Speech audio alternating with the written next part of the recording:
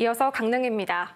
지은 지 50년이 넘은 속초시청 신청사를 새로 짓는 사업이 추진 중입니다. 오늘은 청사 부지를 어떻게 결정할지 논의하는 첫 번째 시민 토론회가 열렸는데요. 현 청사 이전에 대비한 속초시의 대책이 미흡하고 지역 균형 발전에 대한 우려도 잇따랐습니다. 정면구 기자가 보도합니다. 속초시청 신청사 부지를 결정할 평가 기준을 논의하는 자리입니다. 접근성과 확장성, 효율성 등을 종합적으로 검토해야 한다는 게 전문가들의 이야기입니다. 돈이 너무 많이 들면 또 문제가 되기 때문에 비용 경제성의 부분도 평가 기준에 포함시켰으면 좋을 것 같습니다. 그리고 가장 중요한 것은 이 지역 균형 발전성입니다. 속초시는 청사를 옮길지 말지 결정된 게 없다고 밝혔지만 이어진 토론회에서는 청사 이전에 대한 우려가 잇따랐습니다. 청사를 옮길 경우에 대비해 속초시가 계획과 방향을 마련한 뒤 주민에게 설명해야 한다는 지적도 제시됐습니다.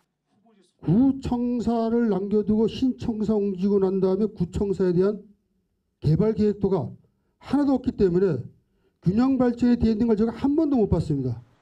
무엇보다 청사를 이전할 경우 현 청사 부지를 중심으로 한 북부권 경제 위축에 대한 대책이 필요하다는 의견도 나왔습니다.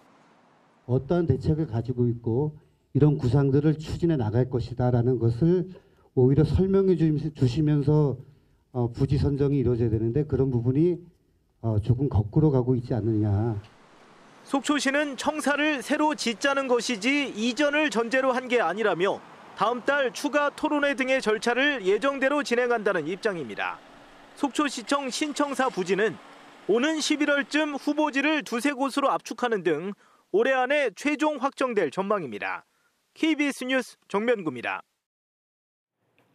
제6호 태풍 카눈에 큰 피해를 입은 고성군 모든 지역이 특별 재난지역으로 지정됐습니다.